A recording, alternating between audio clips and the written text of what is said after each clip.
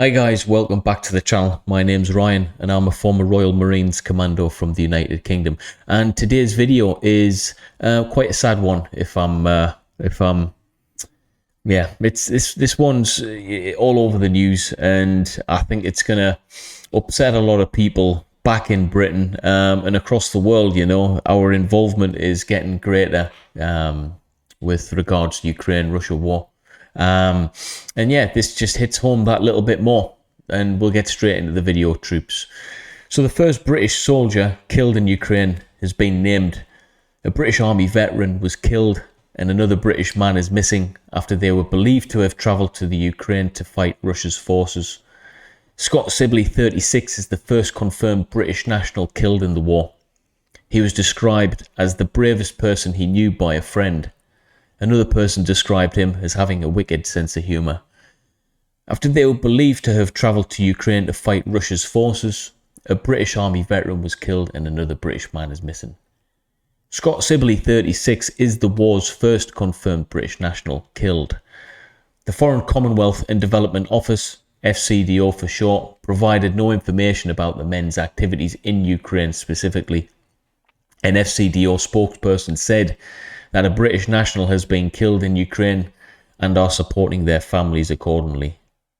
Mr. Sibley was a former member of the Royal Logistics Corps.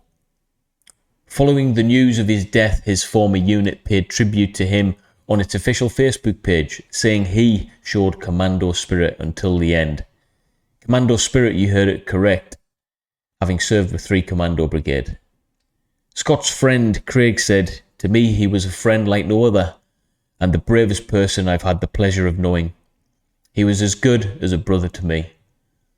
His life was cut short, but he lived to the fullest and did things the Sibs way until the end."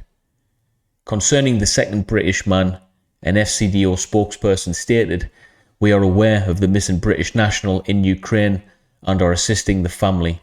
We need more information right away." Concerns have been raised in Ukraine about the safety of 2 other British nationals. According to the Presidium Network, a non-profit organisation based in the United Kingdom, the 2 men, civilians working as humanitarian relief volunteers, were apprehended by Russian forces on Monday at a checkpoint in the country's southeast.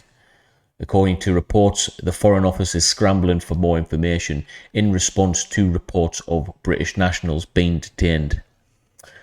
So, with that being said, how do you think Britain's involvement will escalate or de-escalate as a result of, the Scott Sibley's death, being a former British service personnel himself, myself having served in the Royal Marines Commandos? It hit home. It hit home a little bit today when I was reading the news, and this guy served with British forces. As a result, guaranteed he's quite a highly trained individual. I'm not too sure if he completed the commando course, but it's alleged that he served alongside 3 Commando Brigade at the Royal at the Commando Logistics Regiment, which is a Royal Marines base. Royal Marines are there.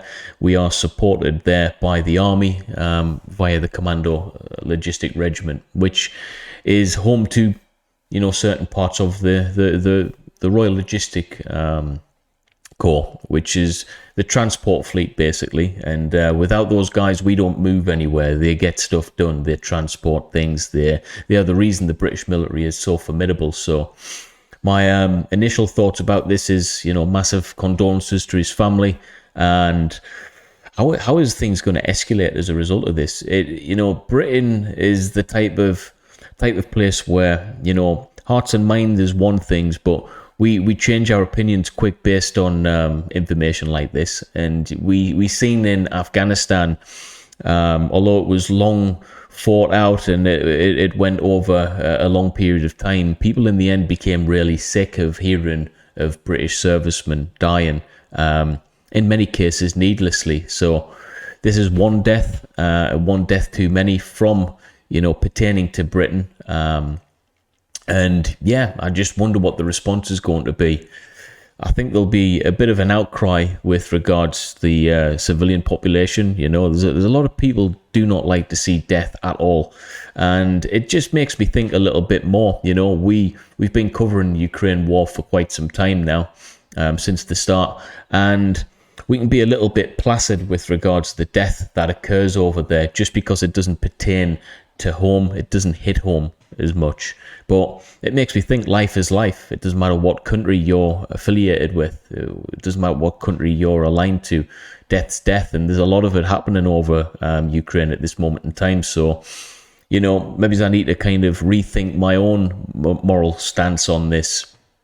Maybe my own morality isn't where it needs to be in that case, just because as a British person being killed, you know, I feel a little bit more for the situation in an emotive way. But that shouldn't be the case. I should have always been like that. It should have always been there. And I think this is yeah, it's food for thought, guys, you know. But let me know what you think. Do you think Britain will escalate or de-escalate their commitments to Ukraine as a result of this? In my humble opinion, I personally don't think they will at this time. I think they'll continue giving money and weaponry, as is America. Do I see us, you know, I read the comments, and there's a lot of comments out there, oh, well, we need boots on the ground from NATO, X, Y, and Z. Ukraine are doing a splendid job fighting on the ground. They're warriors. It's weapons and munitions that, you know, they allegedly need. So do I think we need to respond with boots on the ground? I don't think that'll happen anytime soon, but I do think the support will continue with regards weaponry, munitions, money, expertise, advice, intelligence, all of that kind of good stuff. So yeah, I'd be interested to hear your thoughts on that, troops. If you like this video today, then you know, please feel free to smash that like button. It really does help me grow as a channel. There's a lot of people don't like YouTubers saying that, but I have to ask that anyway, you know, because without the likes, the video doesn't get pushed by YouTube. The algorithm pushes these videos out. So I'd greatly appreciate that if you liked the video, and check your subscription status. If you're not subscribed, subscribe to the channel. Make sure your notifications are turned on, because loads of people aren't getting notified of recent. But yeah, if you like the video, feel free to like it, and drop a comment below, troops, and we'll start talking a little bit more about this. I think I might start going live again. I might even go live after this video drops. Give a little bit more information on the subject at hand. But thanks for being here. Thank you for your support. And I will see you very, very soon in the next video. Peace.